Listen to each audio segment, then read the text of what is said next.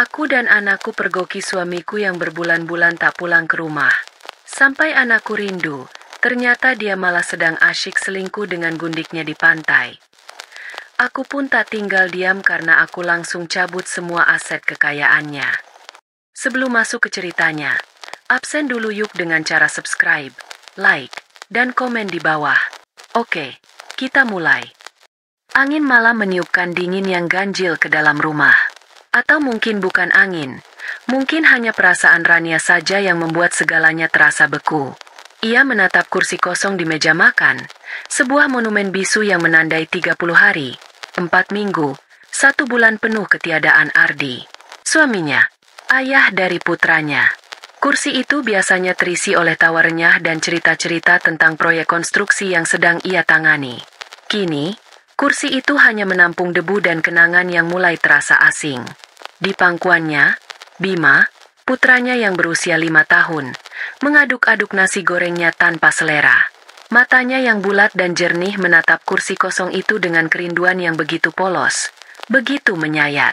"Bunda," panggilnya pelan. Suaranya nyaris berbisik. "Ayah kapan pulang?" Rania menelan ludah, merasakan gumpalan pahit di tenggorokannya.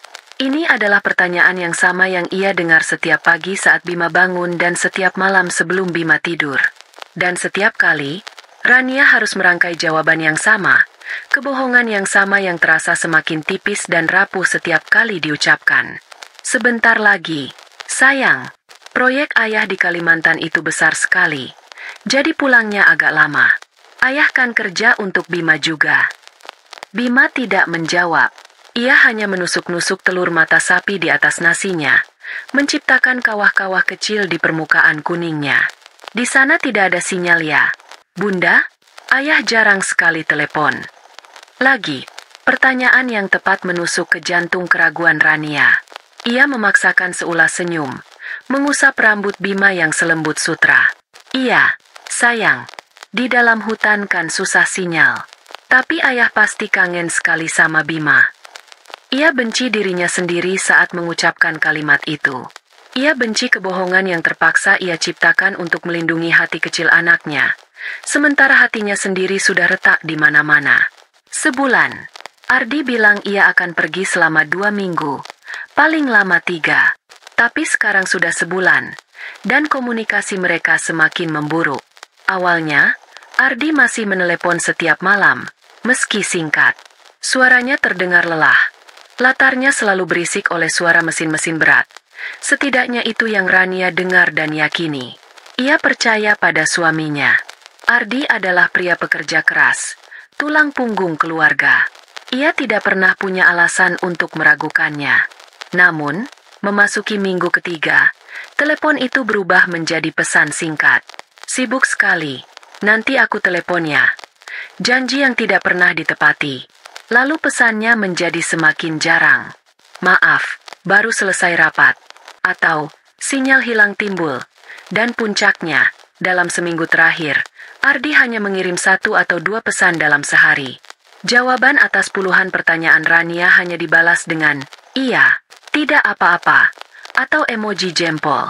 Seolah-olah ia sedang berbicara dengan orang asing, bukan dengan pria yang telah berbagi ranjang dengannya selama 7 tahun. Keraguan itu mulai tumbuh seperti jamur di musim hujan. Pelan, tapi menyebar ke seluruh sudut pikirannya. Rania mencoba membuangnya jauh-jauh.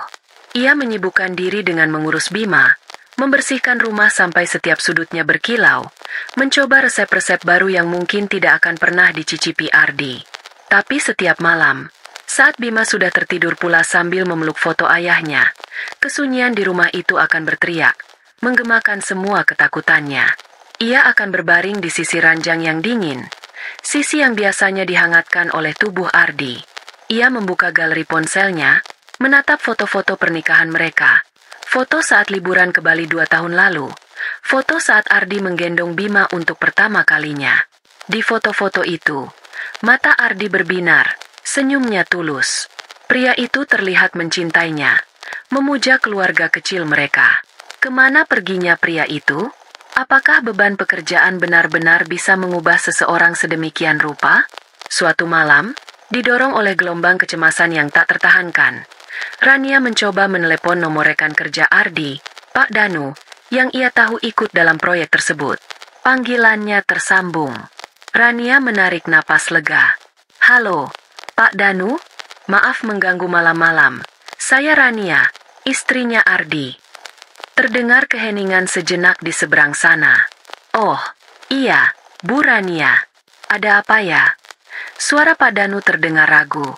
Begini, Pak, saya sudah beberapa hari ini susah sekali menghubungi Ardi. Katanya sinyal di lokasi proyek jelek sekali ya. Pak, apa Bapak bisa tolong sampaikan padanya untuk menelepon saya kalau ada kesempatan? Saya dan Bima khawatir. Keheningan itu kembali datang. Kali ini lebih lama.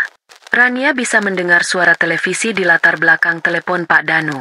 Tidak ada suara mesin-mesin berat. Proyek? Pak Danu akhirnya bersuara. Nadanya terdengar bingung. Proyek yang mana ya, Bu? Proyek di Kalimantan kan sudah selesai serah terimanya 2 minggu yang lalu. Saya dan tim semua sudah kembali ke Jakarta dari kapan tahu. Dunia Rania serasa berhenti berputar. Telinganya berdengung. Selesai? Maksud Bapak? Iya, Bu. Sudah selesai. Apa Pak Ardi tidak bilang ya? Beliau memang ambil cuti setelah proyek selesai. Katanya mau istirahat dulu. Mungkin liburan atau bagaimana. Saya kira Ibu tahu. Liburan. Kata itu menggema di kepala Rania. Terasa seperti sebuah hinaan. Jadi, semua cerita tentang sinyal susah, tentang pekerjaan yang menumpuk, semuanya bohong? Ia mengakhiri panggilan itu dengan sopan. Tangannya gemetar hebat. Ia duduk di tepi ranjang, menatap dinding kosong dengan pandangan nanar. Napasnya terasa sesak, seolah ada tangan tak terlihat yang mencekik lehernya. Kebohongan. Suaminya telah membohonginya. Tapi untuk apa? 2 minggu.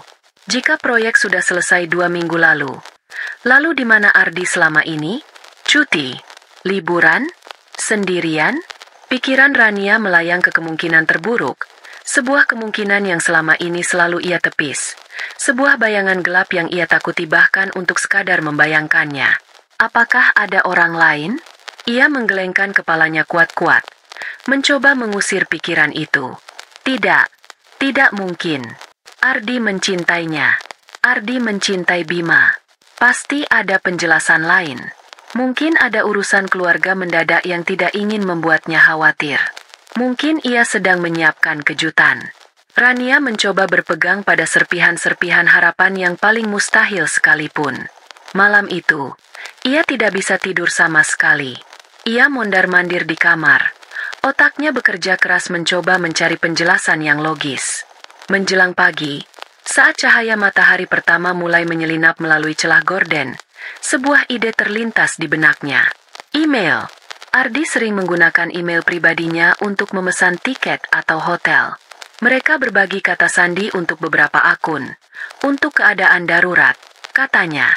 Ini terasa seperti keadaan darurat. Dengan tangan yang masih sedikit gemetar, Rania menyalakan laptop di meja kerja Ardi. Debu tipis menyelimutinya, menunjukkan betapa lama laptop itu tidak tersentuh. Ia membuka peramban, masuk ke laman penyedia email, dan mengetikkan alamat email Ardi. Jarinya berhenti sejenak di atas papan ketik sebelum memasukkan kata sandi. Rasanya seperti sebuah pelanggaran privasi, sebuah pengkhianatan kecil. Tapi kebohongan Ardi terasa seperti pengkhianatan yang jauh lebih besar. Ia menekan Enter. Kotak masuk itu terbuka. Sebagian besar berisi email pekerjaan dan promosi. Rania menggulir ke bawah, mencari sesuatu dari 2 minggu terakhir. Matanya memindai setiap baris, setiap subjek email. Tiket.com, Traveloka, Agoda. Tidak ada. Hatinya sedikit lega. Mungkin ia salah. Mungkin Pak Danu yang salah informasi. Lalu matanya menangkap sesuatu. Sebuah email konfirmasi dari bank penerbit kartu kredit. Bukan hal yang aneh. Ardi selalu menerima laporan tagihan bulanan melalui email. Didorong oleh rasa penasaran yang kini sudah tidak bisa dibendung, Rania membukanya. Itu adalah laporan tagihan sementara untuk siklus bulan ini. Daftar transaksi muncul di layar. Sebagian besar adalah transaksi biasa. Bensin, makan siang di restoran dekat kantor, cicilan mobil. Rania terus menggulir ke bawah, ke transaksi-transaksi terbaru. Dan di sana, ia menemukannya. Sebuah transaksi dengan nominal yang sangat besar, tertanggal 5 hari yang lalu. Nama pedagangnya bukan nama toko atau restoran. Nama itu adalah Segara Biru Resort Spa, Lombok. Lombok, bukan Kalimantan. Jantung Rania terasa seperti diremas. Napasnya tercekat. Ia membaca ulang nama itu berkali-kali, seolah berharap huruf-huruf itu akan berubah menjadi sesuatu yang lain, sesuatu yang masuk akal. Tapi tidak, tetap sama. Segara Biru Resort Spa, Lombok, sebuah resor mewah di tepi pantai, tempat yang pernah mereka lihat di majalah perjalanan dan mereka impikan untuk dikunjungi suatu saat nanti. Tempat yang Ardi janjikan akan mereka datangi untuk merayakan ulang tahun pernikahan mereka berikutnya. Dan kini Ardi ada di sana. Tanpanya, tanpa Bima. Ia menatap tanggal transaksi itu. 5 hari yang lalu. Itu berarti Ardi masih di sana. Berlibur di surga tropis sementara ia dan anaknya di sini terkurung dalam kebingungan dan kerinduan. Rasa sakit yang tajam menghantam dadanya. Lebih sakit dari apapun yang pernah ia rasakan. Ini bukan sekadar kebohongan. Ini adalah sebuah pengkhianatan yang terencana dan kejam. Ia menutup laptop itu dengan pelan. Suaranya yang berdebam terdengar begitu keras di keheningan pagi. Ia tidak menangis. Air matanya seolah membeku bersamaan dengan hatinya. Yang ada hanya rasa dingin yang menusuk dan sebuah keputusan yang mulai terbentuk di benaknya. Keputusan yang didorong oleh citra wajah Bima yang merindukan ayahnya, dan oleh kebenaran pahit yang baru saja ia temukan. Ia tidak bisa hanya duduk dan menunggu. Ia harus tahu. Ia harus melihatnya sendiri. Pagi itu, saat Bima bangun dan kembali bertanya, "Bunda, ayah sudah telepon." Rania menatap putranya dengan tatapan yang berbeda. Ada kekuatan baru di matanya. Kekuatan yang lahir dari hati yang hancur. "Belum, sayang," jawabnya dengan suara yang stabil. "Tapi Bunda punya ide. Bagaimana kalau kita yang kasih kejutan buat ayah?" Mata Bima berbinar. "Kejutan apa, Bunda?" "Kita susul ayah," kata Rania. "Kita pergi liburan." Keputusan itu terasa seperti melompat dari tebing tanpa tahu apa yang ada di bawah. Nekat, gegabah, dan mungkin bodoh. Tapi bagi Rania, diam dan menunggu terasa jauh lebih menyakitkan. Kebenaran, sepahit apapun itu, lebih baik daripada ketidakpastian yang menggerogoti jiwanya. Nama, Segara Biru Resort Spa, Lombok, terus terngiang di kepalanya. Sebuah melodi sumbang yang mengiringi setiap napasnya. Langkah pertamanya adalah penyamaran. Ia tidak bisa langsung menelepon resor dan menanyakan apakah Ardi Firmansyah menginap di sana. Jika Ardi benar-benar menyembunyikan sesuatu, pertanyaan seperti itu hanya akan membuatnya waspada. Rania harus bergerak dalam senyap. Ia kembali membuka laptop. Kali ini bukan untuk memeriksa email, tapi untuk memulai perburuannya. Ia mengetik nama resor itu di mesin pencari. Gambar-gambar yang muncul membuat perutnya mual. Pantai berpasir putih, villa-villa pribadi dengan kolam renang menghadap laut. Pasangan-pasangan yang tersenyum bahagia di bawah matahari terbenam. Surga. Surga yang sedang dinikmati suaminya dengan kebohongan sebagai tiket masuknya. Rania mengabaikan gambar-gambar itu dan fokus pada tujuannya. Ia membuka situs web resmi resor, mempelajari peta lokasi, tipe-tipe kamar, dan fasilitas yang ditawarkan. Kemudian, ia beralih ke media sosial. Ia membuka halaman Facebook resmi resor. Isinya penuh dengan unggahan promosi dan ulasan dari tamu-tamu yang puas. Rania menghabiskan waktu hampir 1 jam menelusuri bagian visitor posts dan foto-foto yang menandai lokasi resor. Ia berharap bisa menemukan wajah Ardi secara tidak sengaja. Hasilnya nihil. Ardi terlalu pintar untuk muncul di foto publik. Atau mungkin, ia memang tidak ingin ditemukan. Rasa frustrasi mulai menjalari dirinya. Ia merasa seperti mencari jarum di tumpukan jerami. Tapi ia tidak menyerah. Ia beralih ke Instagram, platform yang lebih visual. Ia mencari akun resmi resor, lalu mengetuk bagian target photos. Ratusan, bahkan ribuan foto muncul. Foto-foto liburan yang sempurna.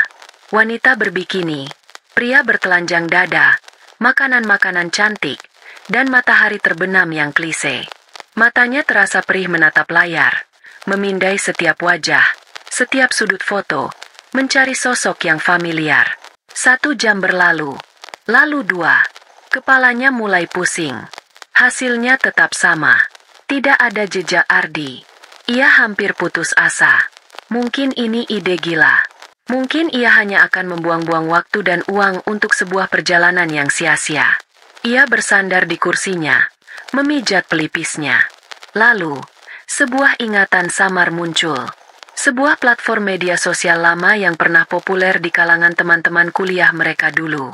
Pak, mereka sudah lama tidak menggunakannya. Tapi akun itu mungkin masih ada. Ardi adalah tipe orang yang tidak pernah repot-repot menghapus akun lama. Dengan sedikit harapan, Rania mencari aplikasi itu di ponselnya. Ternyata sudah lama ia hapus. Ia mengunduhnya kembali, berdoa dalam hati agar ia masih ingat kata sandinya. Setelah beberapa kali percobaan gagal, akhirnya ia berhasil masuk. Halaman berandanya terasa seperti kapsul waktu, penuh dengan unggahan dari bertahun-tahun yang lalu. Ia langsung mencari profil Ardi. Akun itu masih aktif, meskipun unggahan terakhirnya adalah 3 tahun yang lalu. Rania mulai menelusuri daftar teman Ardi. Sebagian besar ia kenal. Teman-teman kantor, teman kuliah, beberapa kerabat. Tapi ada beberapa nama yang asing baginya. Mungkin teman dari proyek-proyeknya. Ia mulai membuka profil mereka satu persatu. Kebanyakan akunnya privat.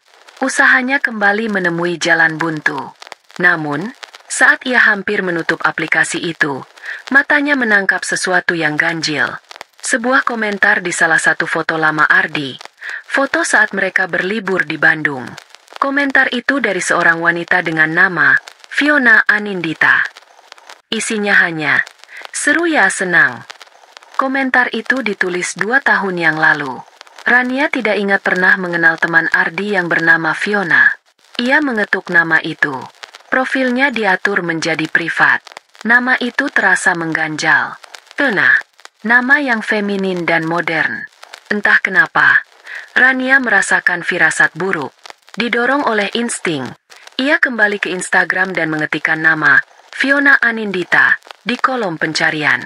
Beberapa akun dengan nama yang sama muncul. Ia membuka profil pertama. Seorang remaja SMA. Bukan. Profil kedua. Seorang ibu-ibu yang menjual kue kering. Juga bukan. Profil ketiga. Terkunci. Ia hampir menyerah saat mencoba profil keempat. Akun dengan nama pengguna Fiona Nindita. Tanpa spasi.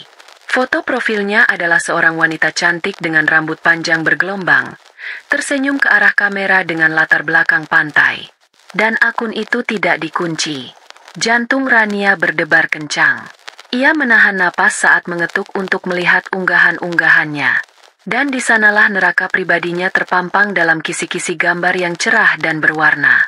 Foto pertama yang ia lihat adalah foto terbaru, diunggah 8 jam yang lalu.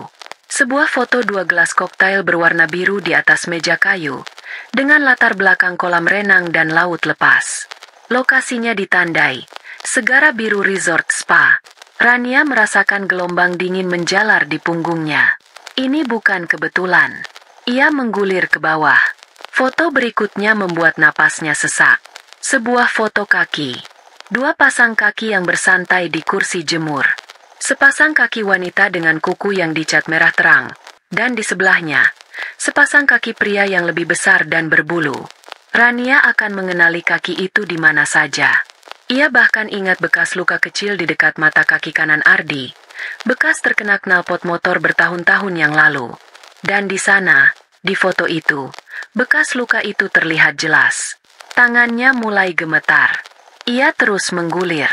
Ada foto Fiona yang sedang berpose di tepi pantai, mengenakan bikini.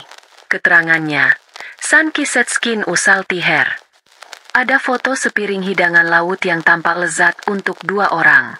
Keterangannya, dinner for 2. Wanita ini tidak sedang berlibur sendirian. Rania terus menggulir, seolah-olah ia sengaja menyiksa dirinya sendiri. Setiap foto adalah belati baru yang menusuk hatinya. Kemudian ia sampai pada foto yang menghancurkannya sepenuhnya. Sebuah foto yang diambil dari belakang. Fiona sedang memeluk seorang pria.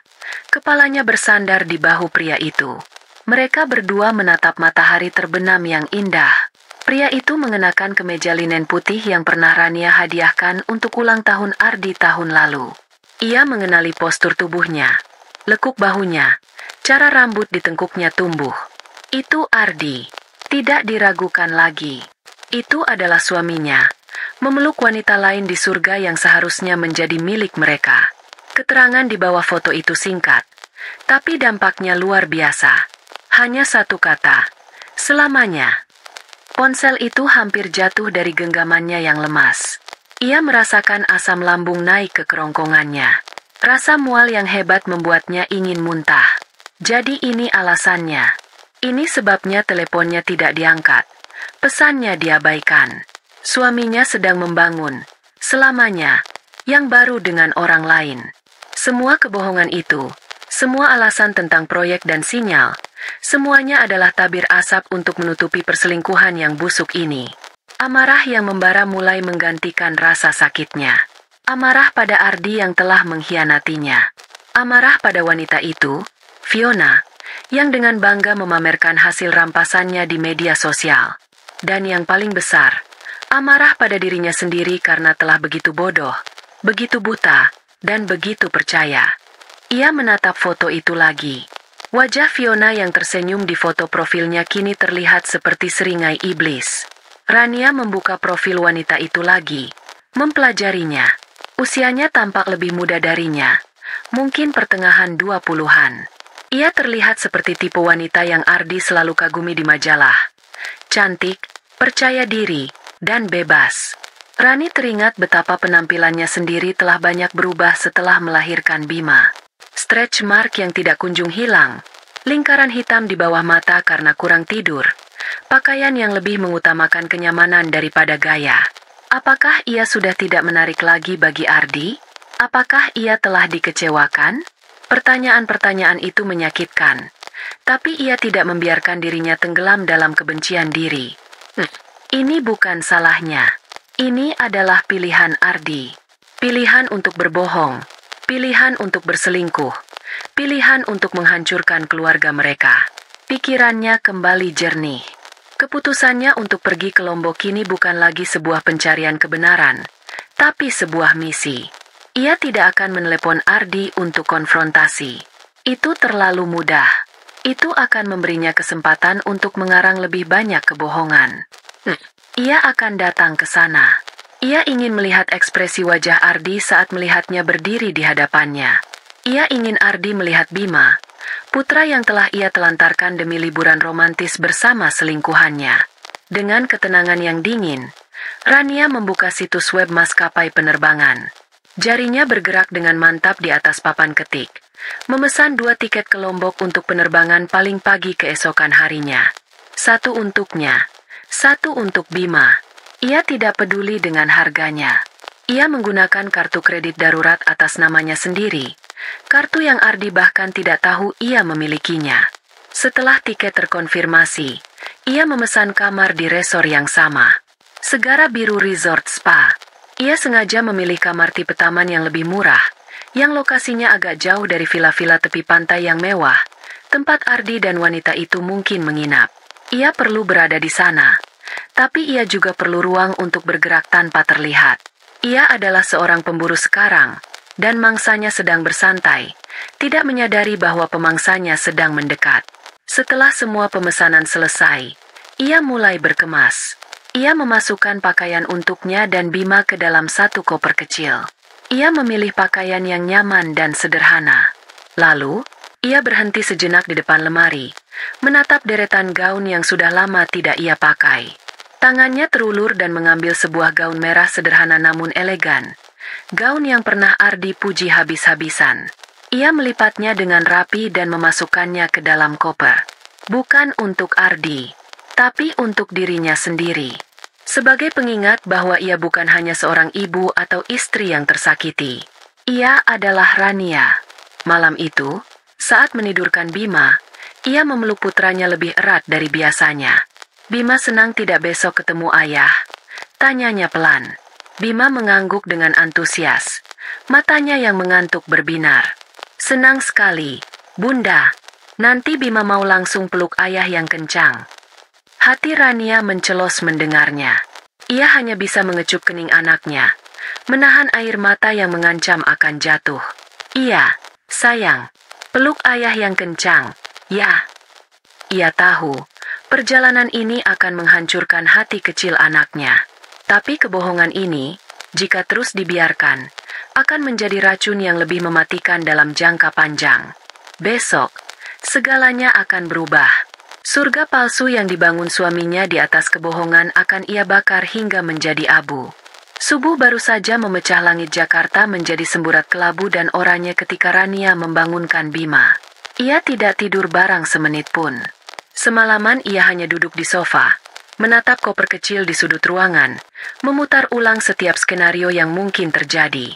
Ada bagian dari dirinya yang berteriak, menyuruhnya untuk membatalkan semua ini. Untuk menelepon Ardi, memakinya, dan mengakhiri semuanya lewat telepon. Tapi ada bagian lain yang lebih kuat. Bagian yang dingin dan penuh perhitungan, yang tahu bahwa ia butuh melihatnya dengan mata kepala sendiri. Ia butuh penutupan yang tidak bisa diberikan oleh suara di seberang telepon. Bima, sayang, bangun, bisiknya lembut, mengusap punggung kecil putranya. Bima menggeliat, mengerjapkan matanya yang masih berat. Sudah pagi, Bunda, kita jadi pergi. Suaranya serak karena tidur. Jadi, sayang, pesawat kita berangkat sebentar lagi. Ayo, kita mandi dan siap-siap. Kegembiraan langsung mengusir kantuk dari wajah Bima. Ia melompat dari tempat tidur, berlari kecil menuju kamar mandi. Hore! Ketemu ayah, ketemu ayah. Serunya riang. Setiap kata dari sorakan itu terasa seperti jarum yang menusuk gendang telinga Rania. Ia memejamkan matanya sejenak, mengumpulkan seluruh kekuatannya untuk memasang topeng. Topeng seorang ibu yang akan membawa anaknya berlibur, bukan topeng seorang istri yang akan menghadapi pengkhianatan suaminya. Selama perjalanan menuju bandara, Bima tidak berhenti berceloteh. Ia bertanya tentang pesawat, tentang seperti apa hotel mereka nanti, tentang apakah di pantai ada kepiting-kepiting kecil. Rania menjawab semuanya dengan sabar. Suaranya dibuat seceria mungkin. Di dalam tas kecilnya, Bima membawa sebuah buku gambar dan krayon. Bima mau gambar buat ayah, Bunda, katanya sambil mengeluarkan krayon berwarna biru. Bima mau gambar laut. Ayah pasti suka. Rania hanya bisa mengangguk. Tenggorokannya tercekat. Ia melihat keluar jendela taksi, menatap gedung-gedung Jakarta yang mulai disinari matahari pagi. Kota ini terasa asing, seolah semalam ia telah menjadi orang lain di dunianya sendiri. Ia bukan lagi Rania, istri Ardi yang naif dan penuh percaya. Ia adalah seorang detektif, seorang hakim, dan mungkin seorang algojo bagi pernikahannya sendiri. Bandara Soekarno-Hatta ramai seperti biasa. Hiruk-pikuk pengumuman penerbangan, deru roda koper, dan lalu lalang manusia yang sibuk dengan tujuan mereka masing-masing. Rania menggenggam tangan Bima erat-erat, seolah takut putranya akan tersesat dalam keramaian ini, atau mungkin ia hanya takut dirinya sendiri yang akan hancur dan tersesat. Ia bergerak seperti robot, melakukan semua prosedur dengan efisien. Check-in, menitipkan bagasi, melewati pemeriksaan keamanan. Ia menjaga wajahnya tetap datar, tidak menunjukkan emosi apapun. Ia tidak boleh terlihat lemah, tidak di sini, tidak sekarang. Saat menunggu di ruang tunggu keberangkatan, Bima dengan serius menyelesaikan gambarnya. Ia menggambar laut biru, matahari kuning cerah, dan 3 sosok stick figur bergandengan tangan di atas pasir. Satu sosok tinggi yang ia tandai sebagai ayah, satu sosok lebih kecil sebagai Bunda, dan yang paling kecil di tengah sebagai Bima. Sebuah keluarga yang sempurna di atas kertas. Sebuah ilusi yang sebentar lagi akan terkoyak. Sudah selesai, Bunda. Bagus tidak? Bima menunjukkan gambarnya dengan bangga.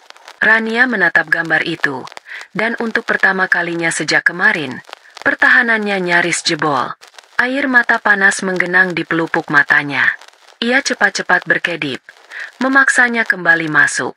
Bagus sekali, sayang. Ayah pasti suka sekali.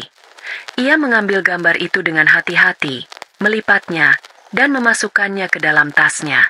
Rasanya seperti menyimpan sebuah bukti kejahatan. Panggilan untuk penerbangan mereka akhirnya terdengar. Saat berjalan di Garbarata menuju pesawat, Rania merasakan langkahnya berat. Setiap langkah membawanya semakin dekat pada kebenaran yang menyakitkan. Tidak ada jalan untuk kembali. Di dalam pesawat, ia memilih kursi dekat jendela untuk Bima.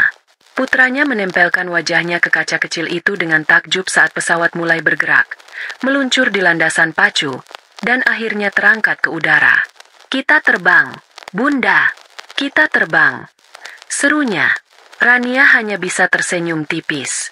Selama hampir 2 jam penerbangan, ia tidak bisa tenang. Pikirannya terus berkecamuk. Ia mengingat kembali penerbangan terakhirnya bersama Ardi. Mereka pergi ke Singapura untuk liburan singkat. Hanya berdua. Ardi memegang tangannya selama lepas landas karena tahu ia sedikit takut. Mereka tertawa, merencanakan tempat mana saja yang akan mereka kunjungi. Kenangan itu, yang dulu terasa begitu manis, kini terasa seperti racun. Apakah saat itu Ardi sudah bersama Fiona? Sudah berapa lama kebohongan ini berlangsung? Sebulan? Setahun? Ia menatap Bima yang akhirnya tertidur. Kepalanya bersandar di bahu Rania. Napasnya yang teratur terasa hangat di lehernya. Rania membelai rambut putranya, merasakan gelombang amarah pelindung yang dahsyat. Apapun yang terjadi, ia harus melindungi anak ini. Keputusan membawa Bima bersamanya terasa semakin berat. Apakah ini tindakan yang benar?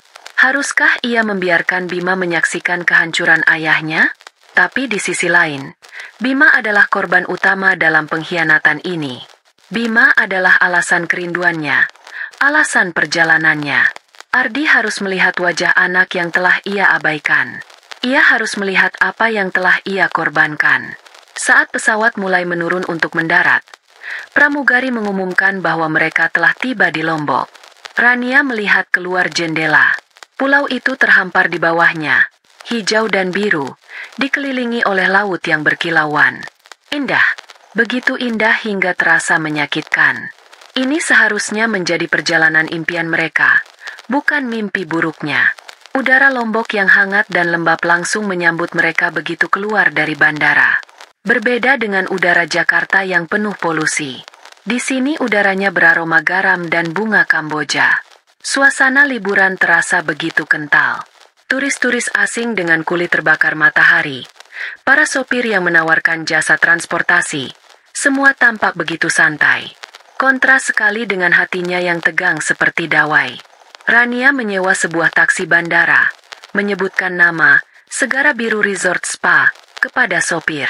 Sopir itu, seorang pria parubaya yang ramah, tersenyum. Wah, mau liburan ya, Mbak? Resort yang bagus sekali itu. Salah satu yang terbaik di sini. Rania hanya membalas dengan senyum kaku. Selama perjalanan, Bima kembali terjaga dan menatap pemandangan dengan antusias. Jalanan di Lombok relatif sepi, dihiasi oleh pohon-pohon kelapa dan pemandangan perbukitan di kejauhan.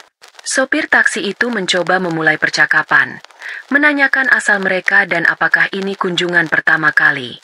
Rania menjawab seperlunya. Pikirannya sudah berada di tempat lain. Setiap meter yang mereka tempuh terasa seperti hitungan mundur. Jantungnya berdetak semakin cepat. Telapak tangannya terasa dingin dan berkeringat. Ia terus bertanya pada dirinya sendiri, apa yang akan ia lakukan jika ia melihat mereka? Apakah ia akan berteriak, menangis, atau hanya diam? Ia tidak tahu. Ia hanya tahu ia harus sampai di sana. Akhirnya, setelah hampir 1 jam perjalanan, taksi itu berbelok memasuki sebuah gerbang megah dengan papan nama kayu berukir. Segara Biru Resort Spa. Jalan masuknya diapit oleh taman-taman tropis yang terawat sempurna. Semuanya terlihat persis seperti di foto-foto. Sempurna. Terlalu sempurna. Taksi berhenti di depan lobi utama yang luas dan terbuka. Rania membayar ongkos taksi, menurunkan koper, dan menggandeng tangan Bima. Ia menarik napas dalam-dalam, menguatkan dirinya. Pertempuran akan segera dimulai. Lobi resor itu dirancang untuk membuat siapapun yang memasukinya merasa takjub. Atap jerami yang menjulang tinggi, lantai marmer yang sejuk, dan pemandangan yang langsung menembus ke arah kolam renang utama dan laut biru di baliknya. Alunan musik gamelan yang lembut mengalun dari pengeras suara tersembunyi, berpadu dengan aroma bunga Kamboja dari rangkaian bunga segar di tengah ruangan. Para staf menyambut dengan senyum ramah dan ucapan, "Selamat datang, yang tulus." Bagi tamu lain, ini adalah sambutan menuju surga. Bagi Rania, ini adalah pintu gerbang menuju nerakanya. Ia merasakan tatapan beberapa tamu tertuju padanya. Mungkin karena ia datang hanya berdua dengan seorang anak kecil, dengan ekspresi wajah yang jauh dari kata gembira. Ia mengabaikan mereka, berjalan lurus menuju meja resepsionis. Bima menarik-narik tangannya. Matanya berbinar melihat kolam renang yang besar. "Bunda, Bunda, lihat, kolamnya besar sekali. Nanti kita berenang ya?" "Iya, sayang, nanti kita berenang. Sekarang kita ke kamar dulu, ya?" jawab Rania. Suaranya terdengar lebih tenang dari yang ia duga. Proses check-in berlangsung cepat. Ia memberikan namanya, dan resepsionis itu, seorang wanita muda yang ramah, menyerahkan kunci berbentuk kartu dan menjelaskan fasilitas resor. Selama wanita itu berbicara, mata Rania tidak diam. Ia memindai seluruh area lobi, bar di sebelahnya, dan setiap orang yang lalu lalang. Jantungnya berdebar setiap kali melihat seorang pria dengan postur tubuh seperti Ardi. Tapi ia tidak menemukannya. Sedikit rasa lega bercampur dengan kekecewaan.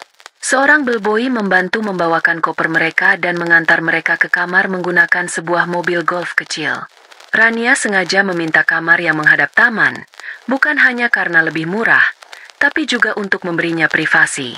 Saat mobil golf itu melaju melewati jalan setapak yang indah, ia melihat sekilas deretan villa-villa pribadi di dekat pantai.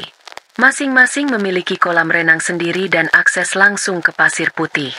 Ia tahu, di salah satu villa itulah kemungkinan besar Ardi berada. Menikmati kemewahan yang dibangun di atas kebohongannya. Kamar mereka ternyata cukup luas dan nyaman, dengan balkon kecil yang menghadap ke taman tropis yang rimbun. Bima langsung berlari ke dalam dan melompat-lompat di atas tempat tidur empuk. "Asyik. Hotelnya bagus, Bunda." Rania hanya tersenyum tipis. Ia memberikan tip pada bellboy, lalu menutup pintu. Keheningan di kamar itu tiba-tiba terasa menyesakan. Ia berjalan ke balkon, menatap dedaunan hijau yang lebat. Ia tidak bisa melihat laut dari sini. Ia merasa terisolasi, tersembunyi, persis seperti yang ia rencanakan. Tapi kini, setelah berada di sini, keraguan kembali menyergapnya. Apa selanjutnya? Haruskah ia berkeliling dan mencarinya sekarang? Atau menunggu? Suara Bima membuyarkan lamunannya. "Bunda, ayo kita cari ayah sekarang." "Ayah di mana?" Rania menarik napas. Ia tidak bisa menundanya lagi. Ia harus bergerak. "Oke, sayang. Kita ganti baju dulu. Lalu kita jalan-jalan keliling hotel. Siapa tahu kita ketemu ayah di pantai." Mereka berganti pakaian dengan cepat. Rania mengenakan celana panjang katun dan blus sederhana, sementara Bima memakai kaos bergambar hiu dan celana pendek. Rania sengaja memakai kacamata hitam besar dan sebuah topi lebar, bukan hanya untuk melindunginya dari matahari, tapi juga sebagai penyamaran. Mereka keluar dari kamar, kembali berjalan di jalan setapak yang teduh. Rania menggandeng tangan Bima erat. "Kita ke arah pantai ya, sayang," katanya. Setiap langkah terasa berat. Ia melewati restoran utama yang sedang ramai oleh tamu yang makan siang, kolam renang keluarga yang penuh dengan tawa anak-anak, dan sebuah spa yang menebarkan aroma terapi yang menenangkan. Semua pemandangan kebahagiaan itu terasa seperti ejekan. Ia merasa seperti hantu yang gentayangan di tengah pesta, tidak terlihat dan penuh dengan duka. Bima, dengan kepolosannya, menunjuk ke segala arah dengan gembira. "Bunda, lihat ada perosotan. Bunda, itu ada burung." Rania hanya menjawab dengan gumaman. Matanya terus awas, memindai setiap wajah, setiap pasangan yang sedang bersantai. Ia sengaja berjalan lambat, memberikan dirinya waktu untuk mengamati. Beberapa kali jantungnya nyaris copot saat melihat pria berambut ikal seperti Ardi dari belakang. Tapi selalu ternyata orang lain saat pria itu menoleh. Rasa tegang membuat otot-otot di lehernya kaku. Akhirnya, mereka tiba di area pantai utama. Pasir putih yang lembut terhampar di depan mereka, bertemu dengan air laut yang jernih berwarna biru kehijauan. Puluhan kursi jemur dengan payung-payung besar berwarna krem tertata rapi. Beberapa tamu sedang berjemur, membaca buku, atau bermain di air. Suasananya begitu damai, begitu sempurna. Rania merasa lumpuh sejenak. Ia tidak tahu harus mulai mencari dari mana. Area pantai itu cukup luas. Ia memutuskan untuk mencari tempat duduk di sebuah bar pantai yang agak sepi, memberinya sudut pandang yang bagus untuk mengamati seluruh area tanpa terlalu mencolok. "Bima mau minum jus jeruk?" tawarnya, mendudukkan Bima di salah satu kursi tinggi. "Mau, Bunda." Rania memesan 2 gelas jus jeruk. Tangannya sedikit gemetar saat menyerahkan uang pada bartender. Ia mengambil tempat di sebelah Bima, pura-pura menyesap minumannya, tapi matanya bekerja keras. Dari balik kacamata hitamnya, ia menyapu pandangannya dari ujung ke ujung. Ia melihat pasangan muda yang sedang berbulan madu, sebuah keluarga dari Eropa dengan anak-anak berambut pirang, sekelompok teman yang sedang tertawa sambil bermain voli pantai. Tapi ia tidak melihat Ardi. Ia juga tidak melihat wanita bernama Fiona itu. 1/4 jam berlalu. Jus mereka hampir habis. Bima mulai gelisah. "Bunda, kok ayah tidak ada? Kita cari ke sana, yuk." Ia menunjuk ke arah deretan kursi jemur yang lebih ramai. Rania ragu, tapi ia tidak punya pilihan. "Oke, sayang, ayo." Mereka turun dari kursi bar dan mulai berjalan menyusuri bibir pantai. Rania sengaja berjalan pelan. Matanya terus memindai. Ia merasa seperti seorang penyusup, mengintip kebahagiaan orang lain sambil membawa bom waktu di dalam hatinya. Dan kemudian, ia melihatnya. Di barisan kursi jemur yang agak di ujung, sedikit terpisah dari keramaian, di bawah naungan payung yang besar, ada sepasang manusia. Seorang wanita mengenakan bikini berwarna cerah sedang berbaring tengkurap, membaca majalah. Di sebelahnya, seorang pria duduk bersandar, memegang gelas minuman, menatap ke arah laut. Awalnya Rania tidak yakin. Jaraknya cukup jauh. Tapi kemudian, wanita itu tertawa. Suaranya yang melengking terbawa angin. Ia menoleh ke pria di sebelahnya dan mengatakan sesuatu. Pria itu ikut tertawa. Sebuah tawa yang begitu familiar. Tawa yang dalam dan renyah. Tawa yang selalu bisa membuat hati Rania hangat. Tawa yang sudah sebulan ini tidak ia dengar. Pria itu menoleh sedikit, dan sinar matahari menyinari separuh wajahnya. "Ardi." Dunia Rania seolah berhenti. Suara debur ombak, tawa anak-anak, musik dari bar pantai, semuanya lenyap. Yang ada hanya dengungan di telinganya. Ia berhenti berjalan. Kakinya terasa seperti terpaku di pasir. Napasnya tercekat di tenggorokan. Di sana, suaminya, ayah dari anaknya, sedang duduk santai menikmati liburan. Ia terlihat rileks, bahagia, dan sama sekali tanpa beban. Versi dirinya yang sudah lama hilang dari kehidupan Rania. Dan di sebelahnya, wanita itu. Rania bisa melihat wajahnya sekarang. Wajah yang sama dengan yang ia lihat di foto profil Instagram. Tenang. Rasa sakit itu datang dalam gelombang yang dahsyat, menghantamnya tanpa ampun. Lebih sakit dari yang ia bayangkan. Melihatnya di foto sudah cukup menyakitkan. Tapi melihatnya secara langsung, melihat interaksi mereka, melihat betapa nyamannya mereka satu sama lain, rasanya seperti seluruh organ dalamnya dicabik-cabik. Semua harapan kecil yang masih tersisa di sudut hatinya, Harapan bahwa mungkin ini semua hanya salah paham, hancur berkeping-keping. Ia berdiri di sana, membeku, tidak tahu harus berbuat apa. Sebagian dirinya ingin berbalik, membawa Bima lari sejauh mungkin dari pemandangan itu. Tapi sebagian lagi, bagian yang dipenuhi amarah, ingin melangkah maju. Dan saat itulah, takdir membuat pilihan untuknya. Dunia Rania menyempit menjadi satu titik fokus. Dua sosok di bawah payung krem itu. Sosok suaminya yang tertawa, dan sosok wanita asing yang bersandar mesra padanya. Ia berdiri membeku. Pasir seolah berubah menjadi semen yang mengunci kakinya. Ia tidak bisa bergerak, tidak bisa bernapas. Ia hanya bisa menatap. Sementara hatinya yang sudah retak kini hancur menjadi debu. Namun, dunia Bima justru baru saja terbuka. Matanya yang dari tadi sibuk mengamati kepiting-kepiting kecil di pasir, kini menangkap sosok yang paling ia rindukan selama sebulan terakhir. Keraguan tidak ada dalam benaknya. Yang ada hanya pengenalan instan dan kebahagiaan yang murni. "Ayah!" Teriakan itu melengking, penuh dengan kegembiraan dan kerinduan yang tak terbendung. Suara itu memecahkan gelembung beku di sekitar Rania.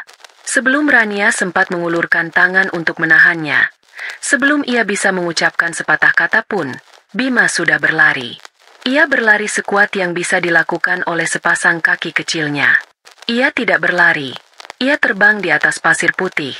Lengannya terentang, senyum terlebar menghiasi wajahnya. Seluruh dunianya kini tertuju pada sosok tinggi yang akhirnya ia temukan. Bagi Bima, ini adalah akhir dari penantian panjang. Ini adalah kejutan yang Bunda janjikan. Gerakan dan teriakan Bima menarik perhatian Ardi dan Fiona. Rania melihat kepala Ardi menoleh dengan cepat. Ekspresi santai di wajahnya langsung menguap, digantikan oleh kekagetan yang pucat.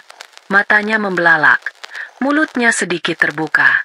Ia melihat Bima yang berlari ke arahnya, lalu pandangannya terangkat, mencari-cari, dan akhirnya bertemu dengan tatapan Rania yang berdiri beberapa puluh meter di belakangnya.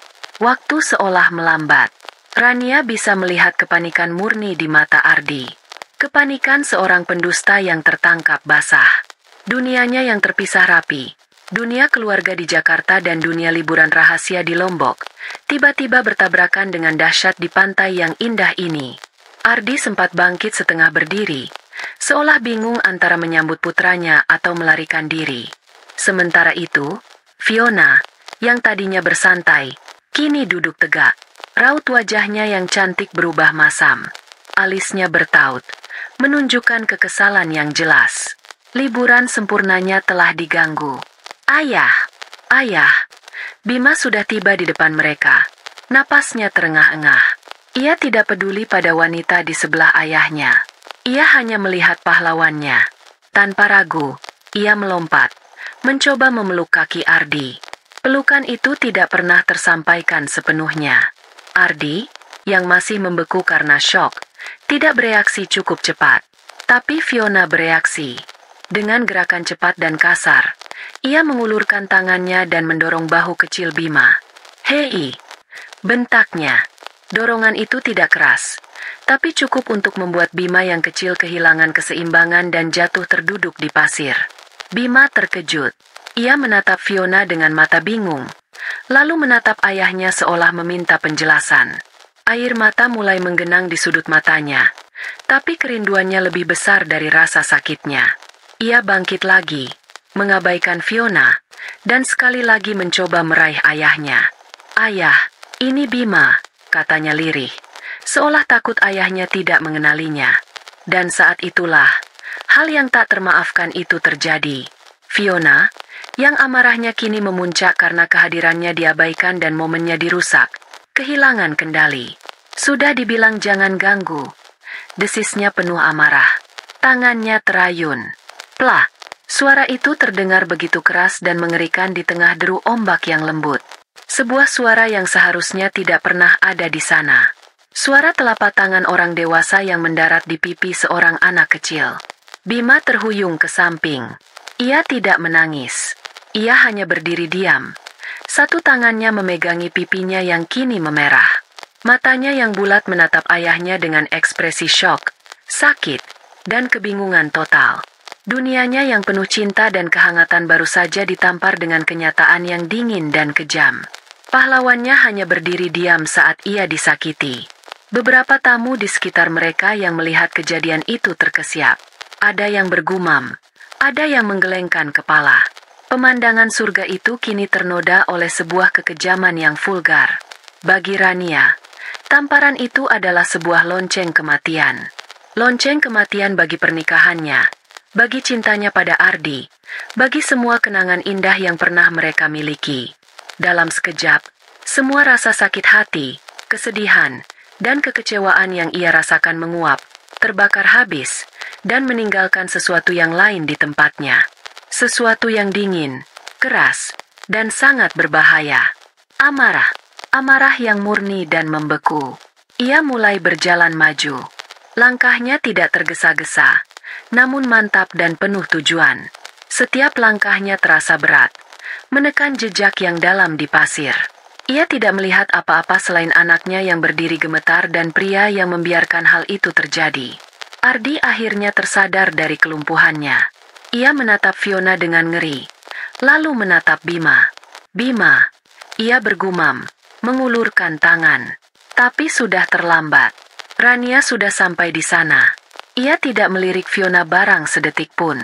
Seolah wanita itu hanyalah sebongkah sampah yang kebetulan ada di sana. Ia berjongkok di depan Bima, dengan lembut menyingkirkan tangan kecil putranya dari pipinya.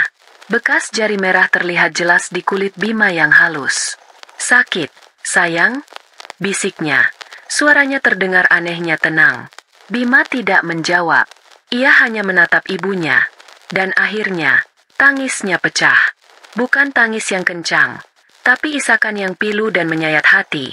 Isakan seorang anak yang dunianya baru saja dihancurkan.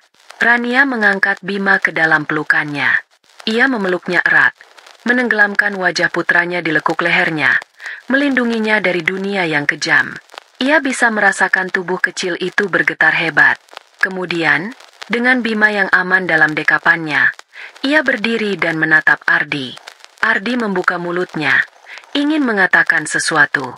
"Rania, aku bisa jelaskan." Rania mengangkat satu tangannya, menghentikan kalimat apapun yang akan keluar dari mulut Ardi. Ia tidak mengatakan apa-apa. Ia hanya menatapnya.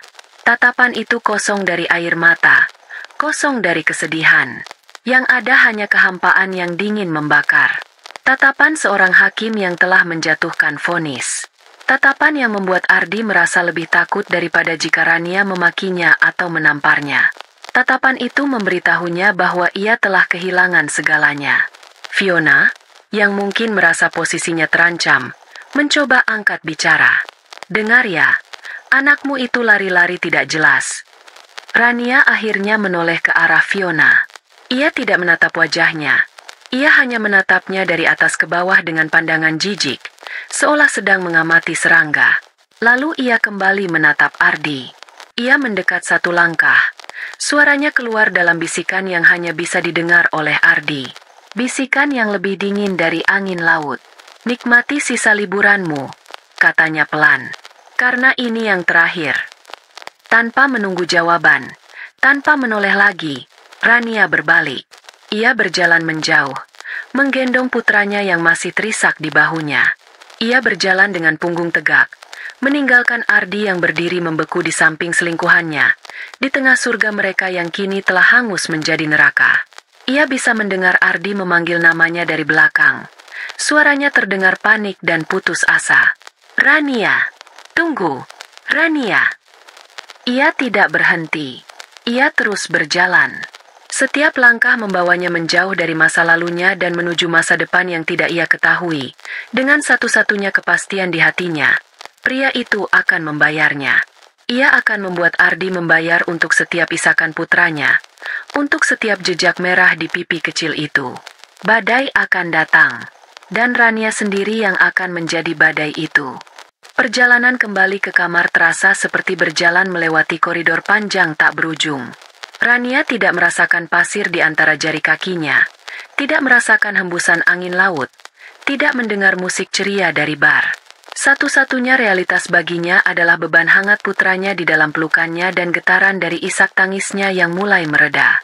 Ia bisa merasakan tatapan mata dari tamu-tamu lain. Tatapan penuh rasa ingin tahu dan kasihan. Ia tidak peduli. Mereka semua hanyalah bayangan.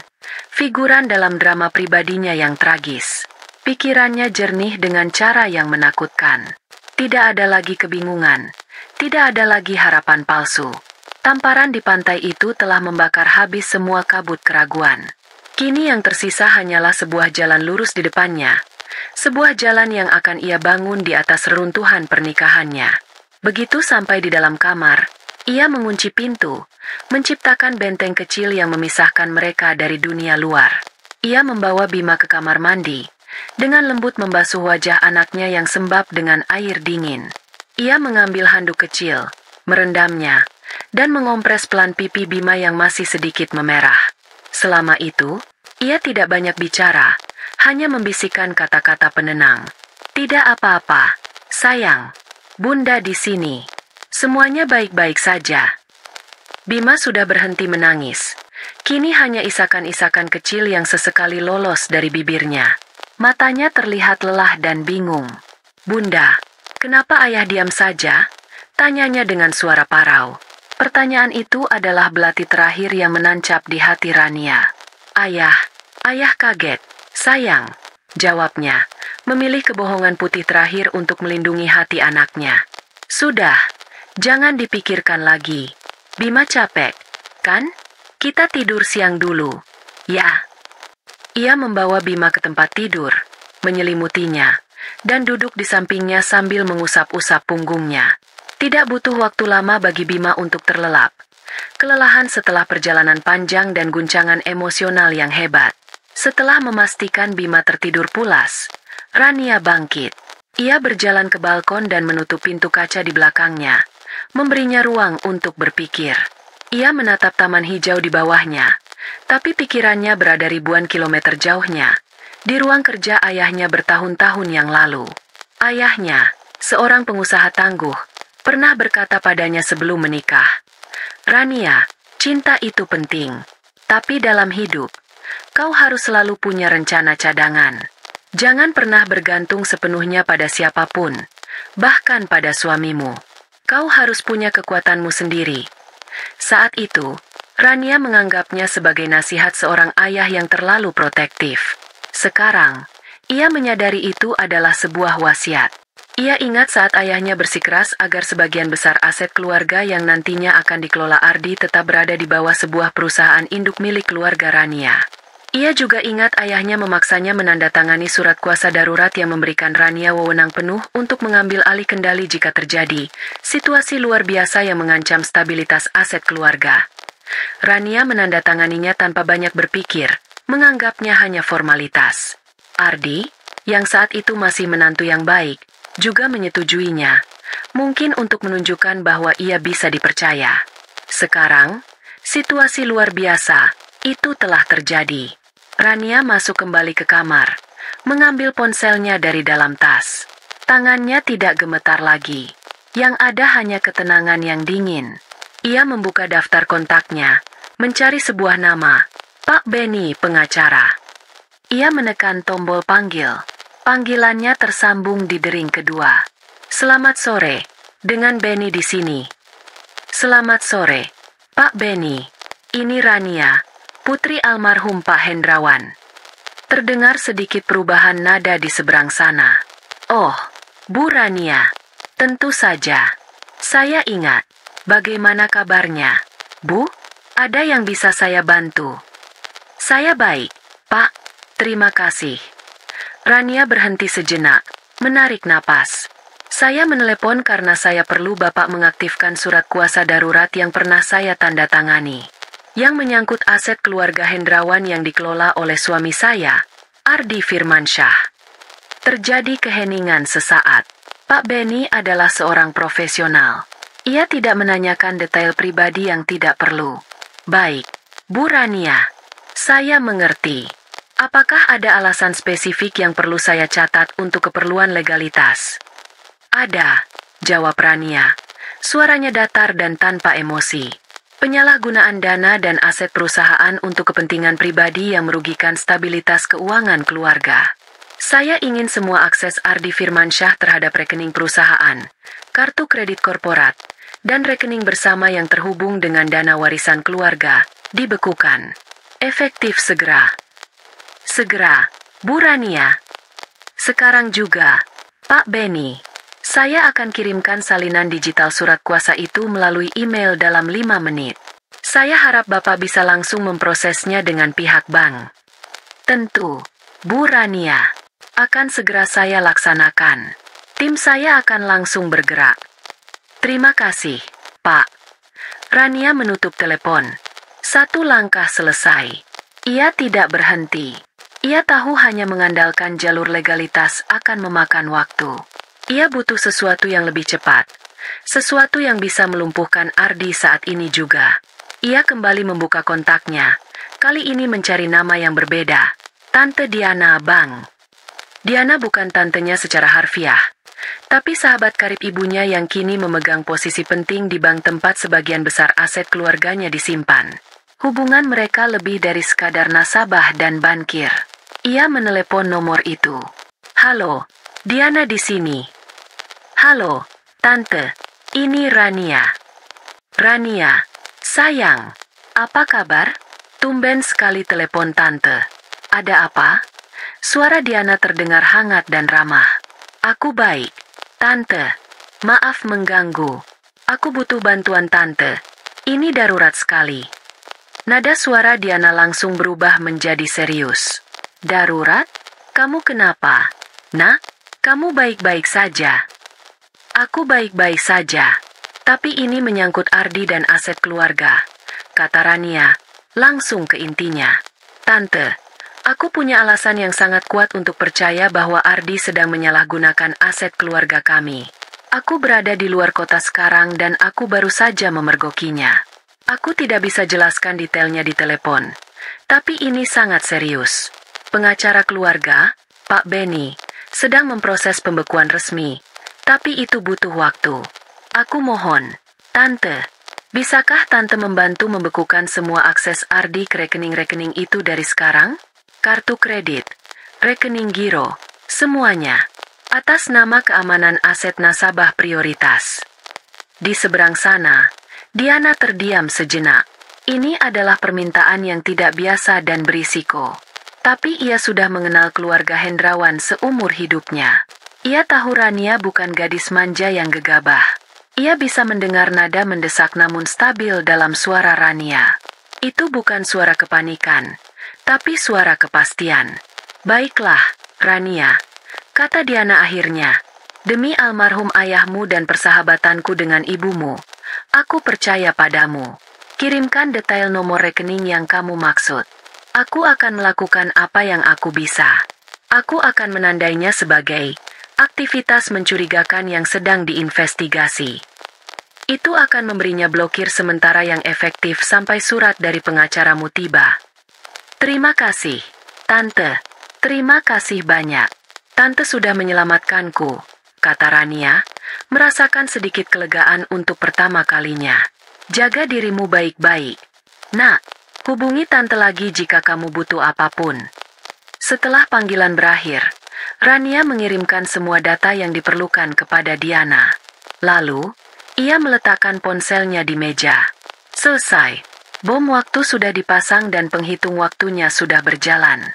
Ia kembali ke balkon, menatap matahari yang mulai turun, mewarnai langit dengan nuansa oranye dan ungu. Matahari terbenam yang indah, sama seperti yang ditonton Ardi beberapa jam yang lalu. Tapi kini, Rania tahu, saat matahari ini terbenam, kerajaan pasir yang Ardi bangun untuk dirinya sendiri akan ikut runtuh. Ia tidak merasa menang. Ia tidak merasa bahagia.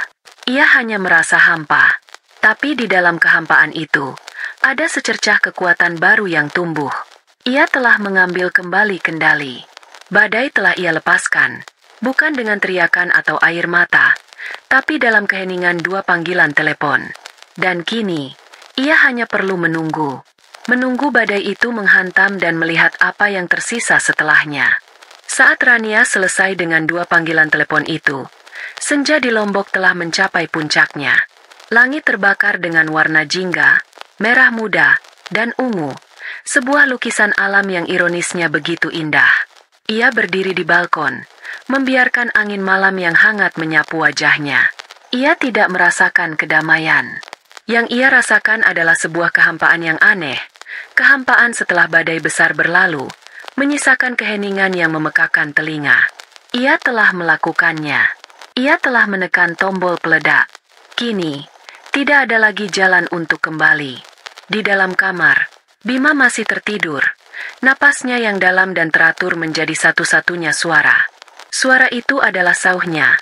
Pengingat mengapa ia melakukan semua ini. Ia bukan lagi seorang istri yang membalas dendam. Ia adalah seekor induk singa yang melindungi anaknya. Perlahan, adrenalin yang sejak tadi memompanya mulai surut, meninggalkan jejak kelelahan yang luar biasa. Tubuhnya terasa berat, tulangnya serasa remuk. Ia masuk ke dalam, duduk di tepi ranjang di samping Bima, dan menatap wajah pulas putranya. Bekas merah di pipi Bima sudah sedikit memudar. Namun bayangan kejadian itu terukir jelas di benak Rania. Tamparan itu akan selamanya menjadi garis pemisah dalam hidup mereka. Kehidupan sebelum tamparan, dan kehidupan sesudahnya. Sekelebat keraguan mencoba merayap masuk ke dalam benaknya. Apakah ia terlalu kejam? Apakah ia bertindak terlalu gegabah?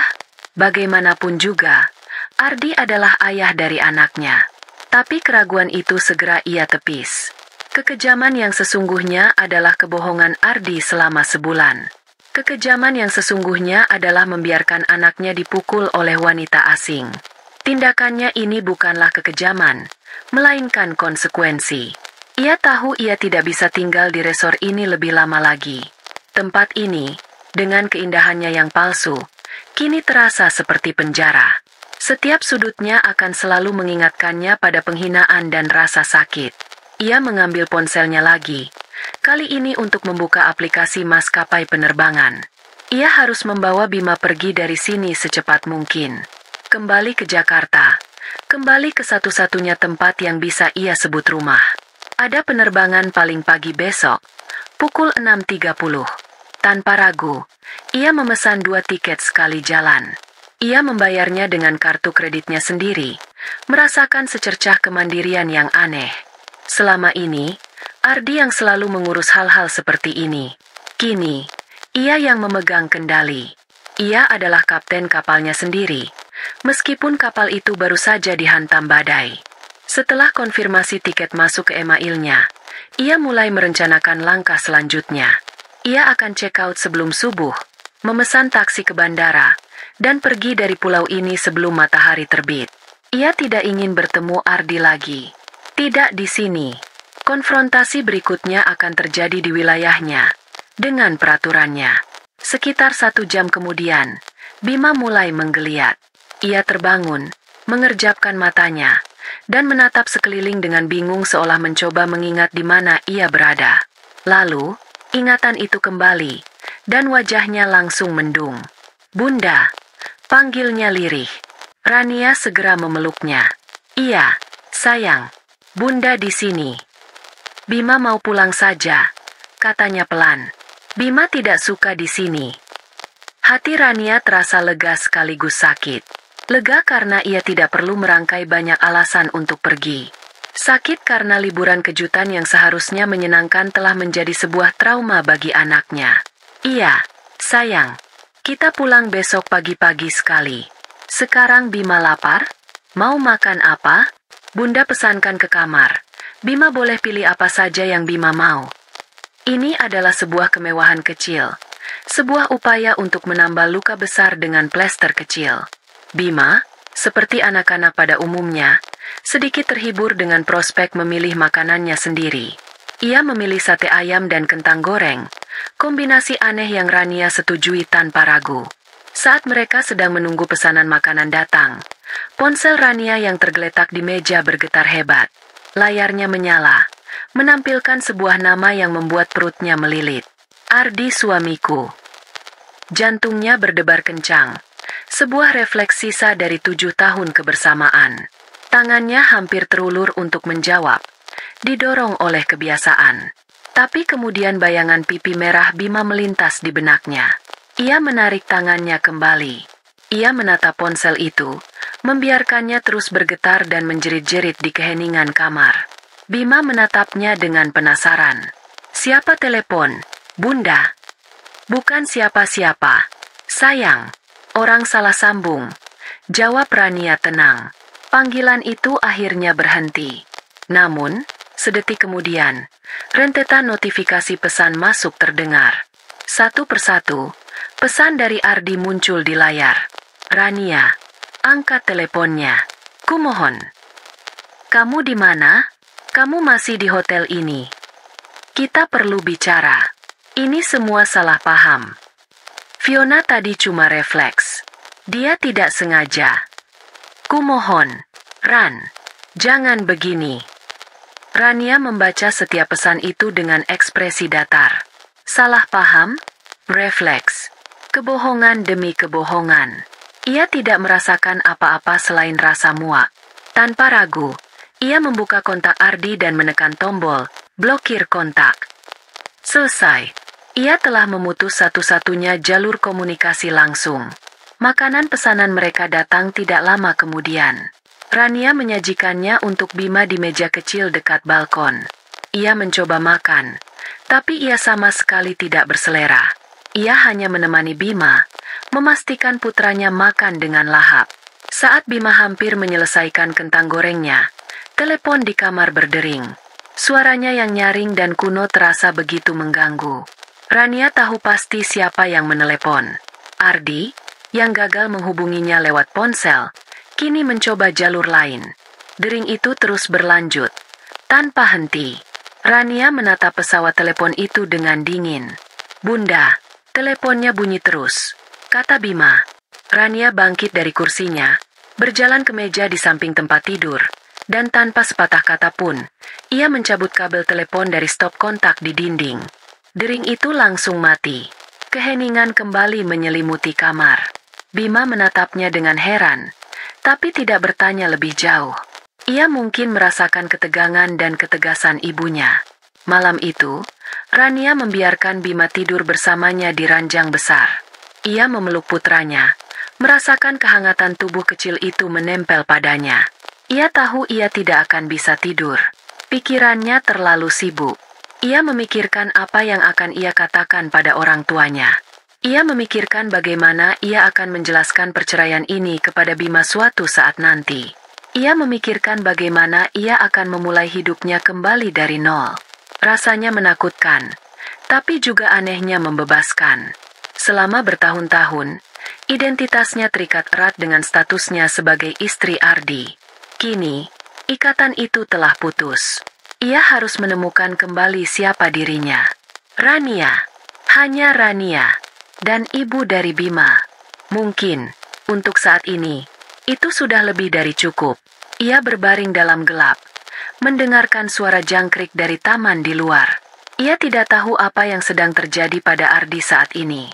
Ia tidak tahu apakah rencananya berhasil. Tapi ia tidak peduli. Malam ini bukan tentang Ardi. Malam ini adalah tentang dirinya dan putranya. Tentang keheningan sebelum fajar baru. Tentang badai yang telah ia ciptakan melalui panggilan-panggilan telepon yang mengubah segalanya. Baik panggilan yang ia lakukan maupun panggilan yang ia abaikan. Ia telah menutup satu babak dalam hidupnya dengan cara yang paling tegas. Kini, ia siap untuk menulis babak yang baru. Di pantai, Ardi berdiri seperti patung garam, menatap punggung Rania yang semakin menjauh. Panggilan namanya yang panik hilang ditelan angin dan deru ombak. Ia tidak pernah merasa sebegitu tidak berdaya seumur hidupnya. Dua dunianya telah bertabrakan, dan ledakannya meninggalkan kawah yang menganga di tempatnya berdiri. "Ardi, kamu diam saja?" Suara tajam Fiona menyentaknya kembali ke kenyataan. "Perempuan itu siapa? Dan anak kecil itu? Jangan bilang itu istri dan anakmu." Ardi menoleh pada Fiona. Wajah cantik wanita itu kini dipenuhi amarah dan rasa jijik. Surga tropis mereka tiba-tiba terasa panas dan menyesakan. "Iya," jawab Ardi lirih. Suaranya nyaris tidak terdengar. "Itu Rania, istriku. Dan Bima, Anakku. Brengsek. Fiona mendesis. Kamu bilang kamu sedang proses cerai. Kamu bilang istrimu dingin dan tidak peduli. Memang begitu. Ardi membela diri, meskipun ia tahu itu adalah kebohongan. Aku tidak tahu bagaimana mereka bisa ada di sini. Ini pasti jebakan. Jebakan? Fiona tertawa sinis. Yang aku lihat adalah kamu seorang pembohong yang payah. Dan kamu lihat apa yang baru saja aku lakukan? Aku menampar anakmu. Di depan istrimu. Semua orang melihat. Kamu membuatku terlihat seperti monster. Itu bukan salahmu. Enam. Kamu hanya kaget. Ardi mencoba menenangkan. Meskipun ia sendiri merasa mual saat mengingat suara tamparan itu. Ia melihat ke sekeliling. Beberapa tamu masih menatap ke arah mereka. Berbisik-bisik. Rasa malu membakar wajahnya. Sudah, aku muak di sini. Ayo pergi, kata Fiona sambil mengemasi barang-barangnya dengan kasar. Kita perlu bicara. Dan kamu yang akan membayar untuk semua kekacauan ini. Ardi hanya bisa mengikuti. Ia merasa seperti seekor anjing yang patuh. Ia mencoba menelepon Rania lagi sambil berjalan. Tapi panggilannya langsung dialihkan ke pesan suara. Ia mengirim rentetan pesan, berharap salah satunya akan dibalas. Neil, mereka kembali ke villa pribadi mereka dalam keheningan yang menegangkan. Fiona membanting pintu kamar mandi, sementara Ardi duduk di tepi ranjang. Kepalanya berdenyut-denyut. Bagaimana Rania bisa tahu? Bagaimana ia bisa menemukannya di sini? Pikirannya berpacu, mencoba mencari penjelasan, tapi tidak menemukan apa-apa selain kepanikan. Setelah beberapa lama, Fiona keluar dari kamar mandi, sudah mengenakan gaun malam yang mahal. Aku lapar, katanya ketus. Aku mau makan di restoran Jepang yang di atas bukit itu. Dan aku mau sampahnya yang paling mahal. Setidaknya kamu masih bisa memberiku itu, kan? Ardi mengangguk lemah. Ia hanya ingin melarikan diri dari situasi ini. Dan mungkin makan malam mewah bisa sedikit meredakan amarah Fiona. Ia mencoba meyakinkan dirinya sendiri bahwa semuanya masih bisa diperbaiki. Ia akan berbicara dengan Rania besok. Ia akan menjelaskan, meminta maaf. Rania pasti akan luluh. Rania selalu memaafkannya. Restoran itu indah, dengan pemandangan malam ke arah teluk yang berkelip-kelip. Dalam keadaan normal, ini akan menjadi malam yang sangat romantis. Tapi malam ini, suasananya terasa seperti di ruang sidang. Mereka memesan makanan mahal dan sebotol sampanye, tapi tidak ada yang benar-benar menikmatinya. Jadi, apa rencanamu? Tanya Fiona sambil memutar-mutar gelas sampanyenya. Aku akan menyelesaikannya dengan Rania, kata Ardi. Aku akan pastikan dia tidak mengganggumu lagi. Fiona mendengus. Bukan itu yang aku tanyakan. Aku tanya tentang kita. Hubungan ini hanya berjalan jika kamu benar-benar akan meninggalkan istrimu dan memulai hidup baru denganku. Lengkap dengan semua fasilitasnya. Aku tidak akan menjadi wanita simpanan selamanya. Sebelum Ardi sempat menjawab, pelayan datang membawa mesin kartu kredit. Ini adalah momen yang Ardi takuti. Ia harus mempertahankan citranya di depan Fiona. Dengan gaya yang dibuat sesantai mungkin, ia menyerahkan kartu kredit utamanya, kartu platinum dengan limit tak terbatas. Pelayan itu menggesek kartu, dan kembali beberapa saat kemudian dengan raut wajah sedikit canggung. Mohon maaf, Pak, transaksinya ditolak. Ardi mengerutkan kening. Ditolak? Tidak mungkin. Coba lagi. Mungkin jaringannya sedang jelek. Pelayan itu mencoba lagi. Hasilnya sama. Masih sama. Pak, mungkin Bapak mau coba kartu lain. Rasa dingin mulai menjalar di punggung Ardi. Ia mengeluarkan kartu kredit kedua dari dompetnya. Kartu dari bank yang berbeda. Ia menyerahkannya pada pelayan. Fiona menatapnya dengan curiga. Beberapa saat kemudian, pelayan itu kembali. Yang ini juga ditolak. Pak, kini kepanikan Ardi tidak bisa disembunyikan lagi. Tidak mungkin. Pasti ada yang salah dengan mesin kalian. Katanya, suaranya sedikit meninggi. Kalau begitu, Mungkin Bapak bisa coba di ATM di lobi. Saran pelayan itu dengan sopan. Wajah Ardi memerah. Ia merasa semua mata di restoran tertuju padanya. Baik, tunggu di sini, katanya pada Fiona, lalu bergegas keluar dari restoran. Ia setengah berlari menuju lobi. Jantungnya berdebar kencang. Ini pasti hanya kesalahan teknis. Pasti. Ia memasukkan kartu debitnya ke mesin ATM, mengetikkan PIN, dan memilih menu penarikan tunai. Layar ATM menampilkan sebuah pesan. Transaksi tidak dapat diproses. Silakan hubungi bank Anda. Keringat dingin mulai membasahi dahinya. Ia mencoba kartu lain. Pesan yang sama muncul. Ia panik. Ia mengeluarkan ponselnya, mencoba membuka aplikasi mobile banking. Saat itulah ia melihatnya. Puluhan notifikasi email dari bank yang masuk beberapa jam yang lalu. Subjeknya semua sama. Pemberitahuan pembekuan sementara akun Anda. Ia membuka salah satu email itu dengan tangan gemetar. Isinya singkat dan formal, menyatakan bahwa berdasarkan permintaan dari pihak legal yang mewakili kepentingan aset keluarga Hendrawan, semua akun atas namanya, termasuk kartu kredit dan rekening giro, telah dibekukan sementara untuk investigasi atas dugaan aktivitas mencurigakan. Keluarga Hendrawan. Rania. Ardi merasa kakinya lemas. Ia bersandar di dinding di sebelah mesin ATM. Jadi ini maksud dari ucapan Rania. Ini yang terakhir. Ini bukan sekadar ancaman kosong. Ini adalah sebuah eksekusi. Rania telah memotong sumber kehidupannya. Semua uangnya, semua kekuasaannya, berasal dari perusahaan keluarga Rania. Tanpa itu, ia bukan siapa-siapa. Ia kembali ke restoran dengan langkah gontai. Wajahnya pucat pasi. Fiona langsung tahu ada yang tidak beres. Kenapa? Tanyanya tajam. Ardi menelan ludah. Kartunya, semuanya diblokir. Fiona menatapnya tidak percaya. Apa maksudmu diblokir? Istriku, Rania. Dia membekukan semua asetku, kata Ardi lirih. Suaranya penuh keputusasaan. Hening. Fiona menatap Ardi selama beberapa detik. Seolah-olah baru pertama kali melihatnya. Senyum manis dan tatapan memuja yang biasa ia berikan kini hilang, digantikan oleh tatapan dingin dan penuh perhitungan. Ia seperti sedang menilai sebuah barang yang ternyata cacat produksi. Ia tertawa. Tawa yang singkat, kering, dan tanpa humor. Jadi begitu, katanya. Ternyata suamimu ini hanyalah seekor anjing pudel yang tali kekangnya dipegang oleh istrinya. Hebat sekali. Enam. Aku bisa perbaiki ini. Perbaiki?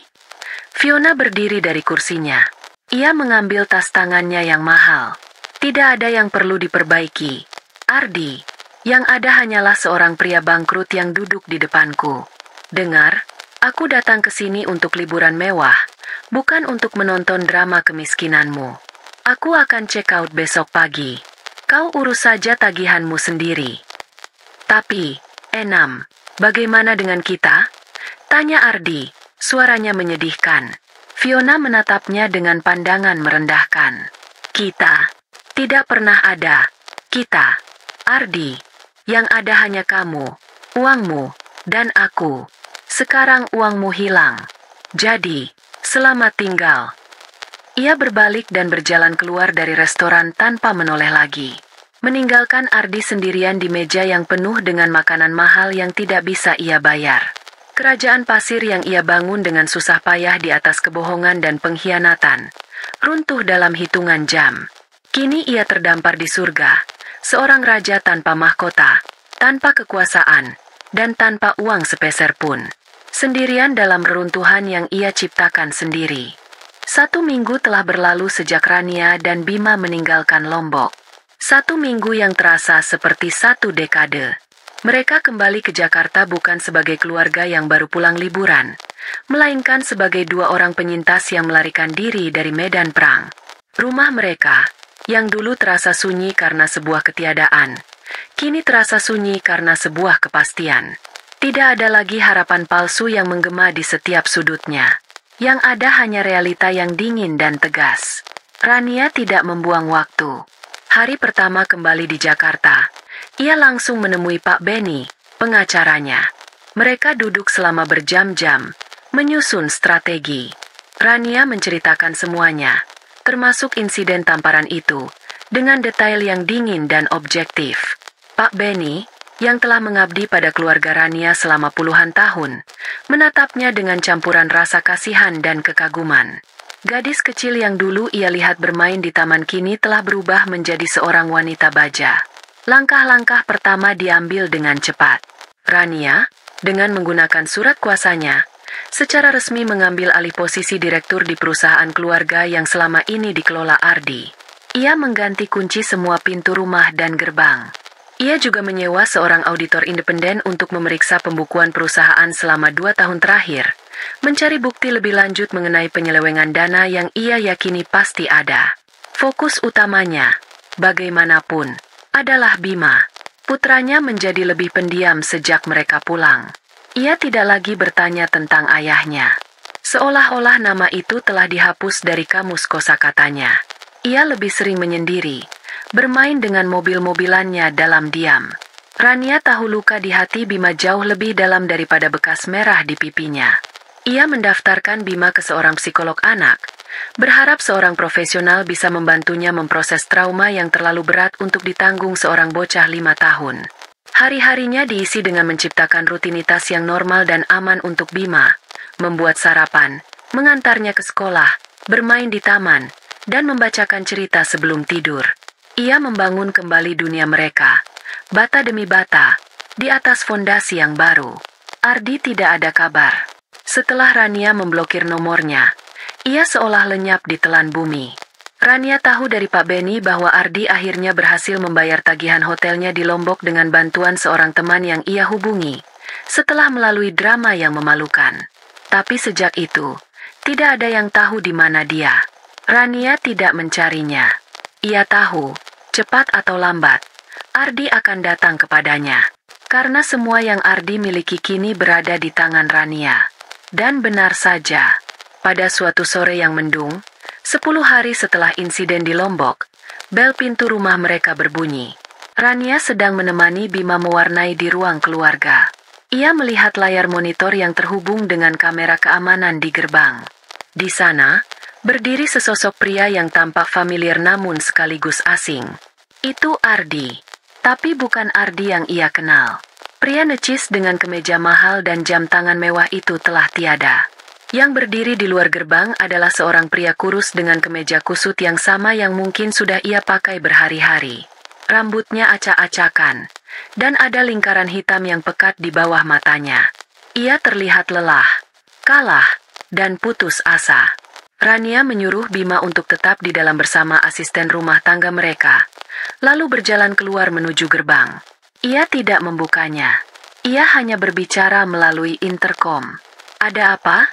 tanyanya. Suaranya datar. Ardi terlonjak kaget mendengar suara Rania. Ia mendekat ke interkom. Wajahnya memohon. "Rania, ini aku, Ardi. Tolong, buka pintunya. Kita perlu bicara." "Tidak ada yang perlu kita bicarakan," jawab Rania. "Semua urusan kita sekarang melalui pengacara." "Tidak, Ran. Kumohon. Aku tidak akan pergi sebelum bicara denganmu. Aku sudah tidur di mobil selama 2 hari ini. Aku tidak punya apa-apa lagi. Kumohon, beri aku 5 menit saja." Suaranya terdengar parau dan pecah. Rania terdiam sejenak. Ada bagian kecil dari dirinya yang merasa iba. Tapi bayangan tamparan itu kembali melintas. Dan rasa iba itu langsung menguap. Ia tidak akan membiarkan pria ini masuk ke dalam rumahnya, ke dalam tempat aman bagi putranya. Tapi ia juga tahu, ia harus menghadapi ini sekali untuk selamanya. "Tunggu di situ," katanya. Ia berjalan ke pintu depan, membukanya, namun membiarkan gerbang utama tetap terkunci. Ia berdiri di teras rumahnya, dipisahkan oleh pagar besi yang tinggi. Kini posisi mereka benar-benar terbalik. Dulu Ardi adalah raja di istana ini, dan kini ia menjadi pengemis di luarnya. Ardi menatapnya melalui celah pagar. Matanya berkaca-kaca. "Rania, 5 menitmu dimulai dari sekarang," kata Rania dingin. Ardi menelan ludah. Ia memulai rentetan permohonan maafnya yang sudah ia siapkan. Ia menangis, mengatakan betapa ia menyesal, betapa ia bodoh. Itu semua salahku, Ran. Aku tahu. Aku hilaf. Aku tidak tahu apa yang ada di pikiranku. Rania hanya mendengarkan dalam diam, wajahnya tanpa ekspresi. Dan soal Fiona, Ardi melanjutkan. Dia hanya selingan, Ran. Tidak berarti apa-apa. Dia menjebakku, merayuku. Aku bersumpah, hatiku hanya untukmu dan Bima. Akhirnya, Rania tertawa. Tawa yang singkat dan sinis. Menjebakmu? Apa dia menodongkan pistol ke kepalamu saat memesan tiket ke Lombok? Apa dia memaksamu berbohong selama sebulan? Jangan merendahkan kecerdasanku. Ardi, kamu membuat pilihan. Setiap hari selama sebulan itu, kamu memilih untuk berbohong. Setiap detik di pantai itu, kamu memilih untuk bersamanya. Itu semua pilihanmu. Ardi tergagap. Ia tidak menyangka Rania akan setegas ini. Ia mencoba taktik lain.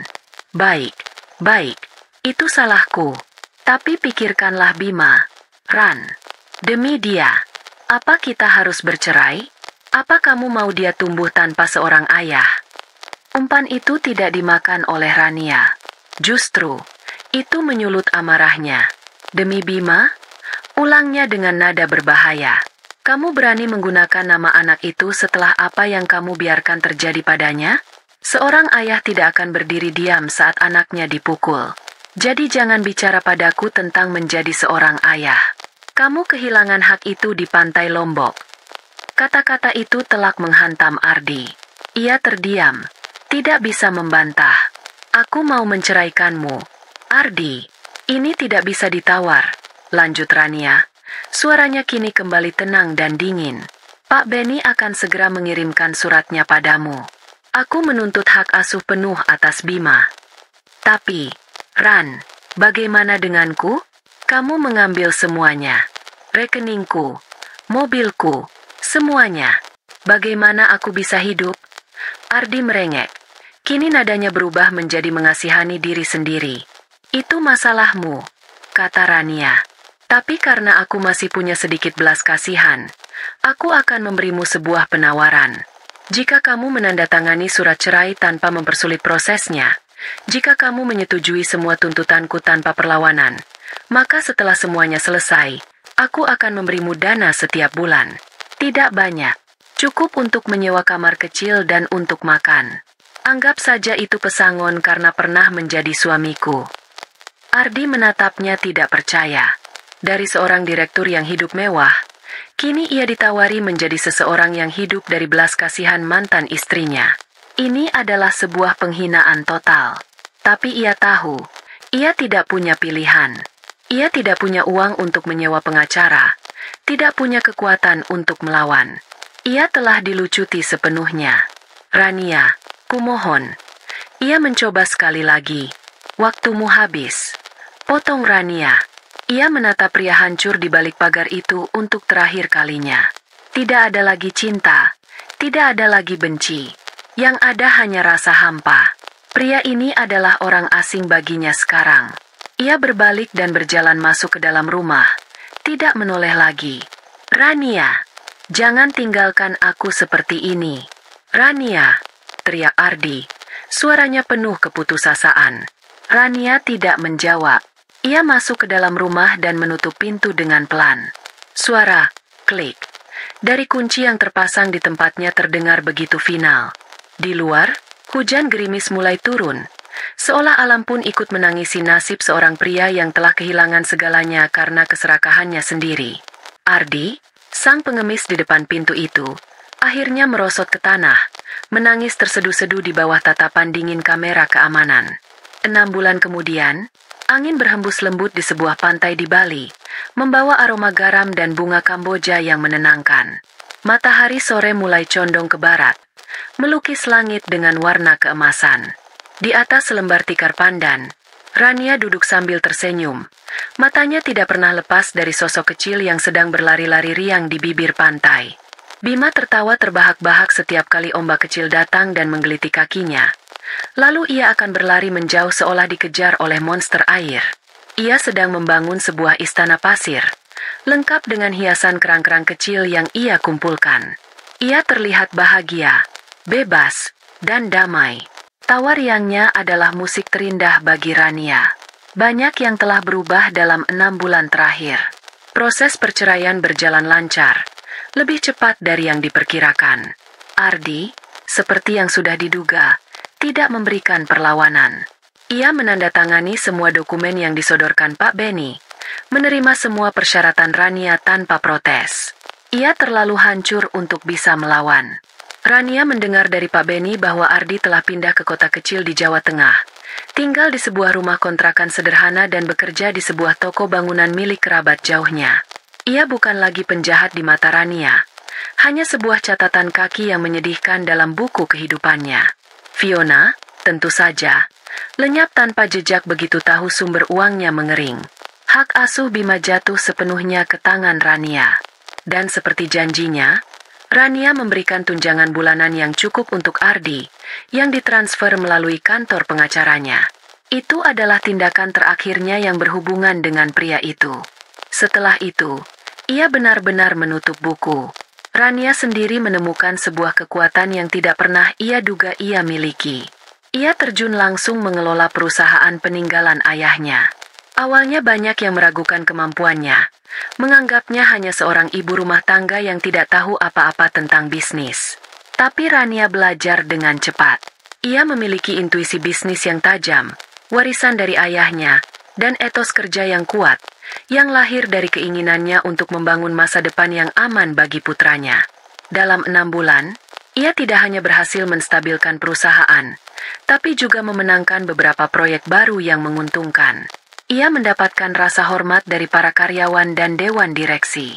Ia menemukan identitas baru, bukan sebagai istri Ardi, tapi sebagai Rania Hendrawan, seorang pemimpin.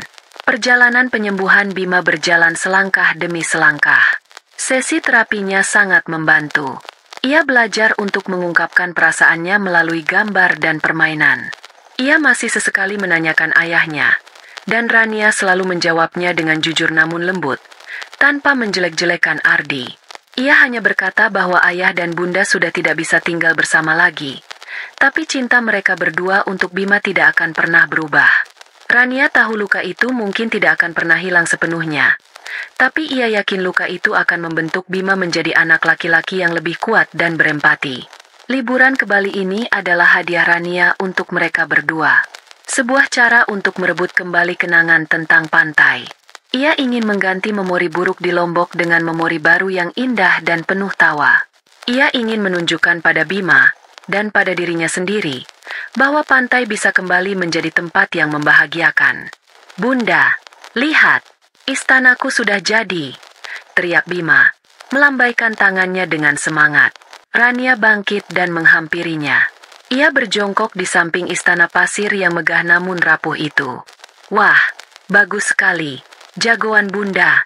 Ini istana untuk siapa?" "Untuk kita berdua," jawab Bima dengan senyum lebar yang menampilkan giginya yang ompong satu. "Di sini cuma ada Bunda sama Bima saja. Tidak boleh ada tante jahat." Hati Rania terasa hangat sekaligus perih mendengarnya. Ia memeluk putranya erat. "Iya, sayang. Hanya untuk kita berdua. Ini kerajaan kita."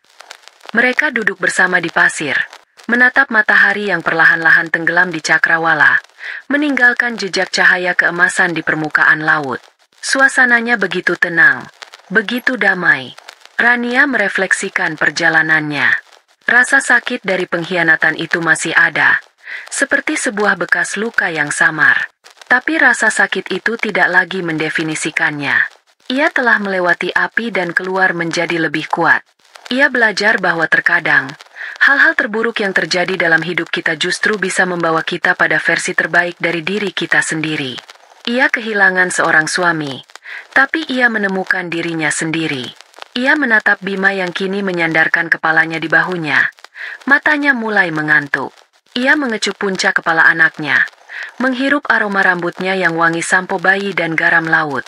Inilah hartanya. Inilah kerajaannya. Inilah alasannya untuk terus berjuang.